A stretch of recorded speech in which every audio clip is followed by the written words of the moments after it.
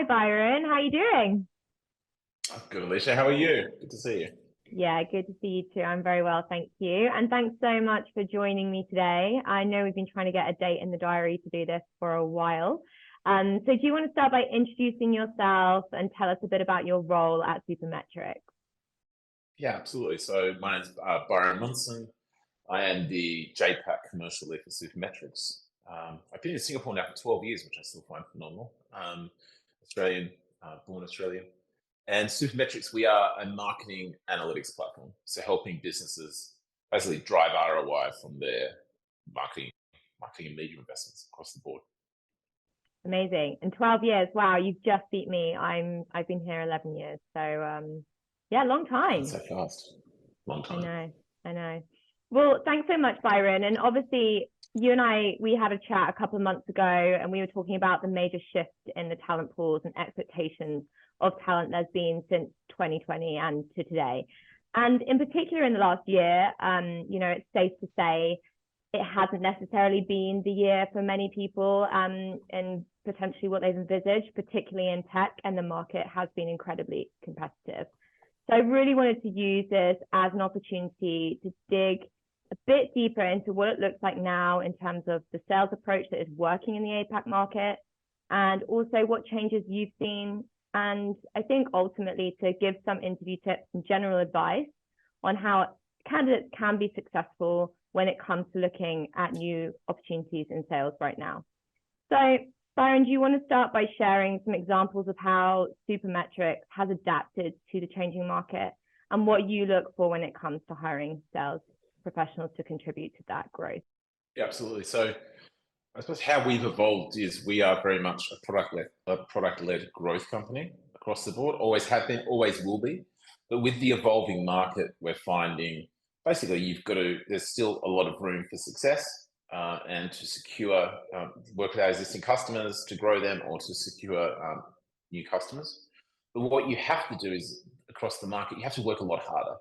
So what we've done as a sales org is we've gone from being product first. We now have pivoted very much into putting the customers at the very center of everything we do. So an example would be back in the day, you would lead with, here's a product demo, does it suit the challenge that you have? And the customer would basically guide the journey and then the selection of the tools.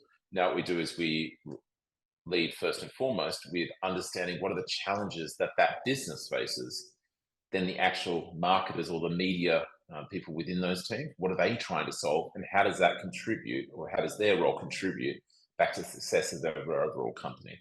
So developing deeper rapport so that we can really establish, firstly, is there a fit with the solutions we have? But in order to establish that, we need to understand what is it they're trying to solve for and helping them build a case internally. So that goes to that fighting harder, being customer centric. Yeah, absolutely. And we know in APAC, you need to really have strong client relationships, especially when it comes to sales. And you've hired a lot of salespeople throughout your sales career, right? So how has that job market evolved in recent years, and in particular during and post pandemic? Perhaps you can elaborate on some of the differences that job seekers should be aware of today. Yeah, I think the evolution for me, and I've seen this happen several times when there's a slowdown in the economy, it sort of follows the same path, which is prior to, so in the boom times, I think the focus on recruiting of salespeople is the ability to build rapport.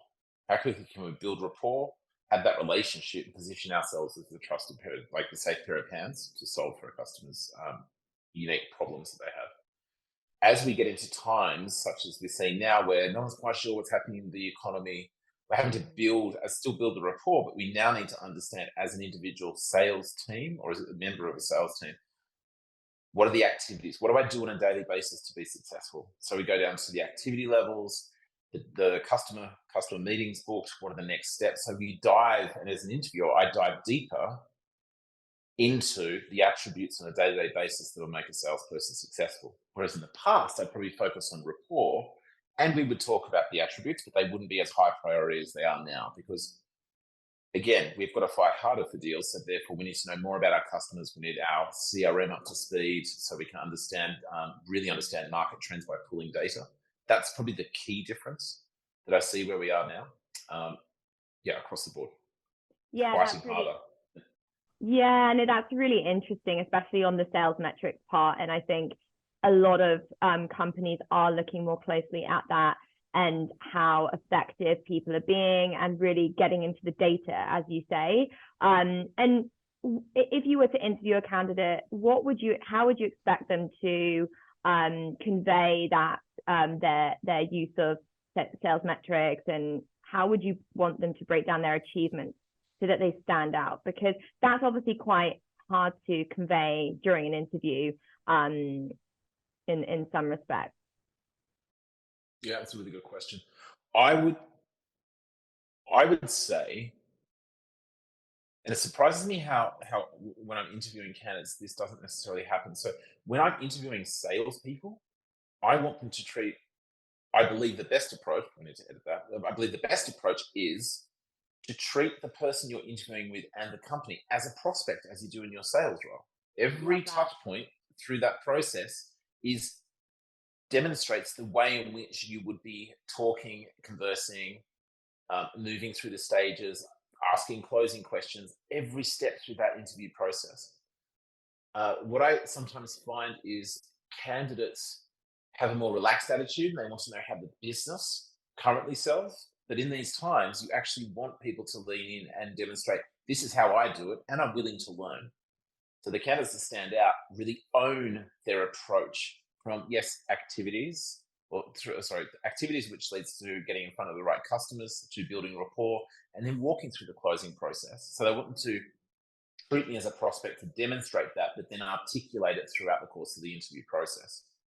Yeah. And I've got to say, with salespeople, it amazes me how little that is actually occurring. But what that does is it makes the people who are doing that stand out in the field instantly. Yes, absolutely. So what would you say are some of the common interview mistakes that candidates should avoid, and how can they better prepare for interviews? Common mistakes. That's a great question again. The common mistakes are not leading the narrative within an interview process. Mm-hmm. They're not owning their space in the room, looking to sort of be told how, as I mentioned before, how does a company actually sell, rather than coming and going, this is how I do it, this is how I run deals, and demonstrating that the whole way through. So the mistake is lack of ownership of the interview process. The interview is a pure reflection of how you're going to be out in the field and what you're going to be like to manage. And I think in the context of today's market, I would say 8 to 12 months ago, the market was really thin with talent. Whereas now, that is because the tech companies had been taking on so many people during the pandemic. They've been growing their workforce because digital transformation is happening at such a great speed, because we're all sitting at home on the internet. It makes perfect sense. It had to. All these tech companies needed to fill these roles. But what's happened now is with these ongoing layoffs, etc., there's a lot more talent in market. So you really need to find your way of diversifying yourself, and that's through owning your own narrative and story and being confident. And the other piece I'd say is, in particular with companies similar to Supermetrics, is we offer a free trial. The amount of candidates that come and we start talking about our product and they haven't jumped in and trialed the product, I think that's something where you're doing yourself a disservice, because it proves, well, to me, what it says is that you haven't done enough research to understand, how does the company go to market, how do they sell, and have questions around the product. Like there's look at every opportunity and break it down and research the business you're talking to, and that's how you become the more standout candidates in the pool.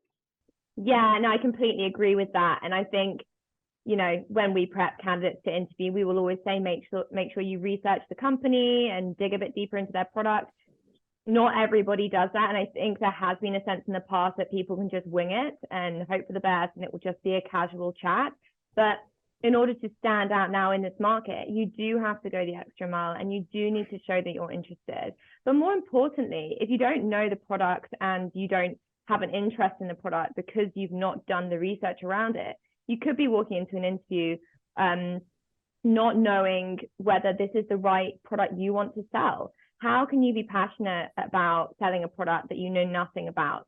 And I think that will come across in an interview, and you won't show your interest as much. So I think that is underestimated. And I think that for me as well is a common mistake. I don't think enough research is done prior to interview.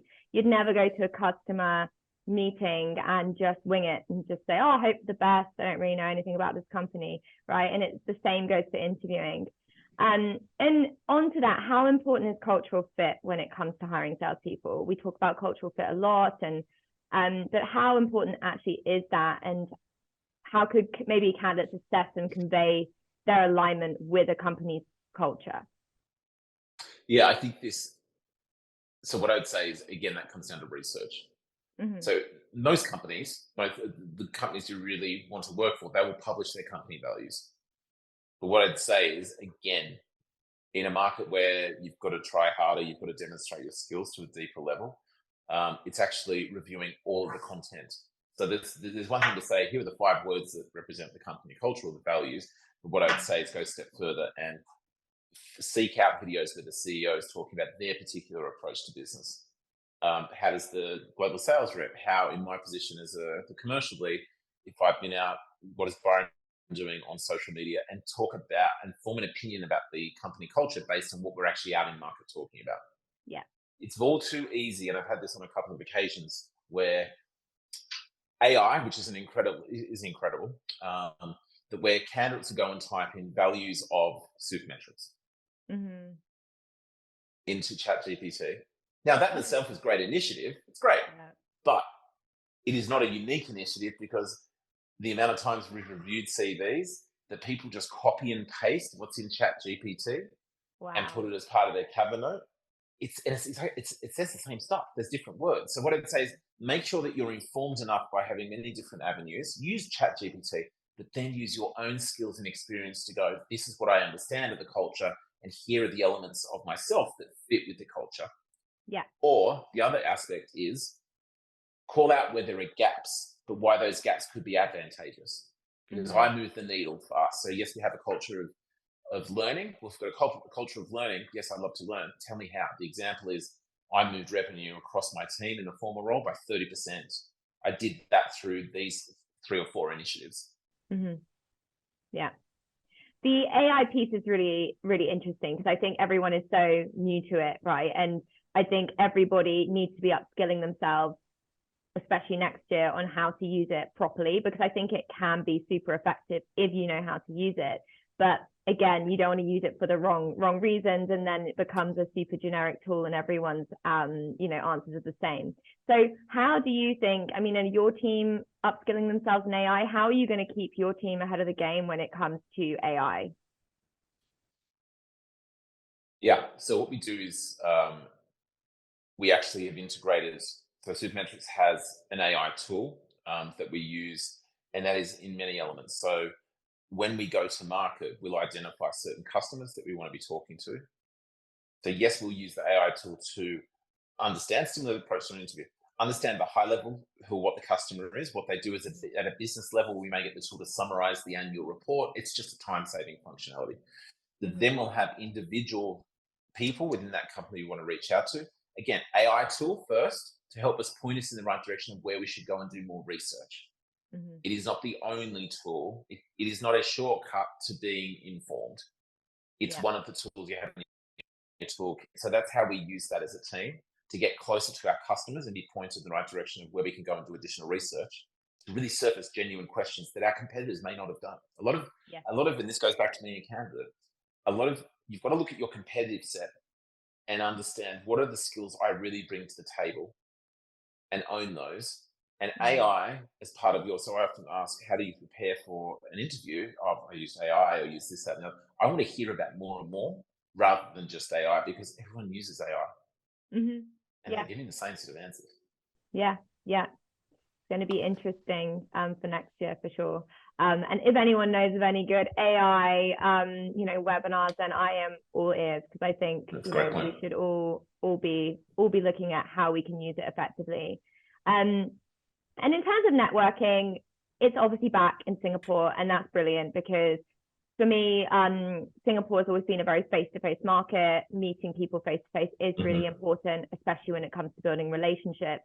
So are there any networking or relationship building tips that can help candidates connect with potential employers or even mentors in the SaaS space, or just the sales roles in general? Yeah. So a couple in our space with marketing and media, there's a couple of sort of go-to. One is the IAB. So that is something that is very easy to join, to become a member of. So I encourage everyone to become a member of that. Also, then if you have teams that have marketing functions, I would have the marketing functions also go out and join the marketing society and bring back information to the team around what's happening in the industry.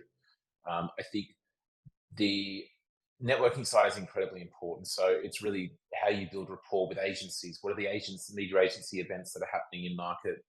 Finding your niche. So for us as data, there are groups in every country that exist to promote and support that particular part of the marketing or media industry. Just find those and experiment. There are some you resonate with, others that you won't. So I think that's important. I think the other, talking about the pandemic, is we have employed people in the past, and I also hear peers of mine talk about a lot of people are in sales roles now, or in SDR roles. They actually came out of university into the pandemic and got their first role with not having that customer facing experience. So I think I would encourage people to get out of their comfort zone and get back into doing face-to-face, because it's really important. If we're thinking about just individual differentiators when we're doing our day-to-day jobs, taking someone out for a coffee or going to their offices is so much more powerful than having what we're doing on the screen, having these conversations. Yeah. Because the rapport you build, the network you start building, so on and so forth, it's really valuable. But I appreciate there's a lot of people who or a generation where this hasn't been a requirement of their job. So again, how do you step outside and differentiate yourself from the peers? So going back to the pandemic, when we had graduates who had never worked in sales before, they were having to learn on their own at home. And that's a very different environment to how I learned sales and how you learned sales. We were probably in big offices or surrounded by lots of different peers who we could listen to and learn from on a daily basis. It was really hard for new salespeople to come into this market and learn from people around them, because really, unless you were on webinars all day, or had somebody on Zoom all day, which nobody did, I hope, then it was really difficult to learn quickly. So I think the expectations of candidates this year in comparison to the previous years have increased because of that need for face-to-face interaction with clients, and therefore it has been harder for them this year potentially. And that's why we need to continue to upskill salespeople. We need to continue to involve them in meetings, in the office, on calls, really get them learning and build up their confidence to be successful in this market. Yeah, agreed. 100% agreed. And I think I think one of the key areas is to take initiative. If you're seeing gaps, you don't have to. No one's perfect. I'm not perfect. Our business isn't perfect. The candidate's not perfect. So I think sometimes we miss things. So if there are gaps, I would say ask about those gaps. And I would encourage everyone to do peer-to-peer learning and use initiative, as I said, to do peer-to-peer learning, or go to your direct manager or your boss's boss and go, even if you don't know how to articulate it, just go, here's a theme. I'm not sure how to articulate this, but there's a gap, and this is the theme I'm seeing when I'm out in the field doing my job. What is, help me articulate that, because then then you can work with your, again, peers or with your manager, etc., to understand, this is the area of enablement we need to cover. Yeah. No one ever deliberately doesn't enable their team. Everyone wants their teams to be enabled. There just may be at times, I think, different skill sets from different ways that we first started working, that we just need to come together and close the gaps on. Yeah, because we can all learn from each other. I mean, that's how we continue to learn, right? And I think, with that missing piece, and everyone still wants to work from home to some extent, which I think is fine, but I think the balance is really important. You've got to have face-to-face time with with your colleagues. And lastly, just to finish up on this today, and obviously Byron, thanks so much for your time, and it's been really interesting to have this conversation with you. Are there any final tips or tricks you'd like to share on how candidates can get ahead of the competition in today's job market? Yeah, I think taking a really strategic approach to what is your story and owning that story. So that could be, I would say, outline, obviously, look at your experience. One of the questions I ask candidates is, if people come to me and throughout their career they've had 2 or 3 jobs, one of the questions I'll ask is, talk me through the thought process between each of those jobs. Mm-hmm. Now, sometimes you'll get candidates who have really strategized, and they'll go, well, I went from an SDR in fintech because it was a really hard time for me to get a job. I just wanted to get into tech, so I got into fintech. I was there. I then went from fintech into Salesforce and Adobe or a startup. Here are the reasons why I made that move. What I learned in this role was X, Y, Z. That means I worked out I really love talking to, in our case, I love talking or selling to marketers. So then I wanted to get into MarTech. So is there a narrative? So I think that's what's strategic. But also call out where there's gaps. We have interviewed some incredible people on our team. They're like, I just don't know. I thought it was going to be a great company to work for. Turns out it wasn't, or I wasn't a fit with the culture. Like, you can own that story. So have the narrative. That narrative should include what it is you do in your day-to-day. So the activities, how you get to that first customer call. Do you do outbound? Do you do inbound, expand or growth, etc.? What is your uniqueness you're bringing to a particular role that you're applying for? Why are you applying for it? Yeah. I think the challenge is when people come to interviews and you do get a sense very quickly that they're just applying for every role they possibly can. Yeah, and that doesn't necessarily send the right message. You've got to be able to show your interest in the role. And if you're not interested, just say no. Don't go for the interview, because it's a waste of everyone's time. But also, you want to be following what it is you want your career trajectory to look like. I think that's an important thing. Don't be afraid to say no. If a recruiter calls you up and they're briefing you on the role and it's not something that's interesting for you, it's okay to say no. We don't have to say yes to everything, if it's not right. Yeah, and I think the final piece for me would be, if the interview goes well or it doesn't go as well as what you thought, ask for feedback. Ping the manager. First, connect with everyone you're interviewing with on LinkedIn before the interview. Yeah. Right? So again, demonstrate your skills. But after the interview, regardless of how it went, ping them on LinkedIn, or if you've got their email, and say, hey, I can just have a 5-minute call just to get feedback, because that shows genuine intent. And we've actually, on a couple of occasions, re-engaged with people that for whatever reason didn't have a particularly good interview, but the ability to ask for feedback, and then on that call, it's actually another interview that person the candidates ask for themselves. It all adds up.